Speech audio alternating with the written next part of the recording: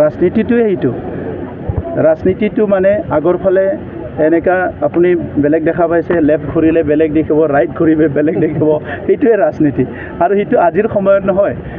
ভাৰত স্বাধীন হোৱাৰ আগত যেতিয়াৰ পৰা মানুহে ঘৰ সাজিবলৈ শিকিছে তেতিয়াৰ পৰা ৰাজনীতি আৰম্ভ হৈছে যেতিয়াৰ পৰা গাঁৱত থাকিবলৈ শিকিছে তেতিয়াৰ পৰা ৰাজনীতি হৈছে যেতিয়াৰ পৰা মানুহে এটা ৰাজ্য বনাই দেশ বনাই থাকিব বিচাৰিছে ৰাজা মহাৰাজাৰ দিনত তেতিয়াই মানে ৰাজনীতি আৰম্ভ হৈছে গতিকে আজিৰ যিটো ৰাজনীতি হৈছে এইটো নতুন নহয়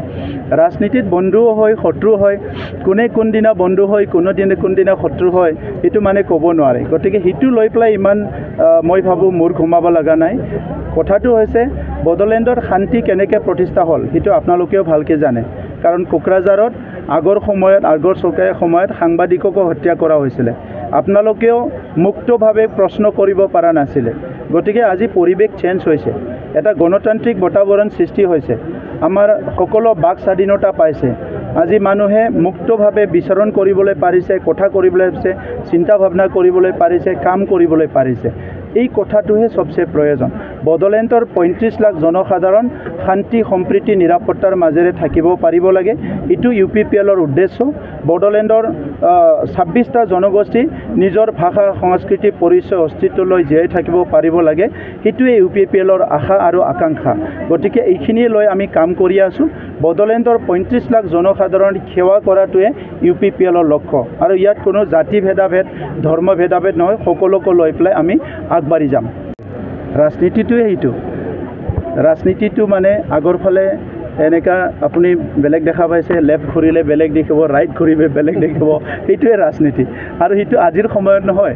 ভাৰত স্বাধীন হোৱাৰ আগত যেতিয়াৰ পৰা মানুহে ঘৰ সাজিবলৈ শিকিছে তেতিয়াৰ পৰা ৰাজনীতি আৰম্ভ হৈছে যেতিয়াৰ পৰা গাঁৱত থাকিবলৈ শিকিছে তেতিয়াৰ পৰা ৰাজনীতি হৈছে যেতিয়াৰ পৰা মানুহে এটা ৰাজ্য বনাই দেশ বনাই থাকিব বিচাৰিছে ৰাজা মহাৰাজাৰ দিনত তেতিয়াই মানে ৰাজনীতি আৰম্ভ হৈছে গতিকে আজিৰ যিটো ৰাজনীতি হৈছে এইটো নতুন নহয় ৰাজনীতিত বন্ধুও হয় শত্ৰু হয় কোনদিনা বন্ধু হয় কোনদিনা শত্ৰু হয় এইটো মানে ক'ব নোৱাৰে গতিকে সেইটো লৈ পেলাই ইমান মই ভাবোঁ মূৰ ঘুমাব লগা নাই কথাটো হৈছে বড়োলেণ্ডৰ শান্তি কেনেকৈ প্ৰতিষ্ঠা হ'ল সেইটো আপোনালোকেও ভালকৈ জানে কাৰণ কোকৰাঝাৰত আগৰ চৰকাৰৰ সময়ত সাংবাদিককো হত্যা কৰা হৈছিলে আপোনালোকেও মুক্তভাৱে প্ৰশ্ন কৰিব পৰা নাছিলে গতিকে আজি পৰিৱেশ চেঞ্জ হৈছে এটা গণতান্ত্ৰিক বাতাবৰণ সৃষ্টি হৈছে আমাৰ সকলো বাক স্বাধীনতা পাইছে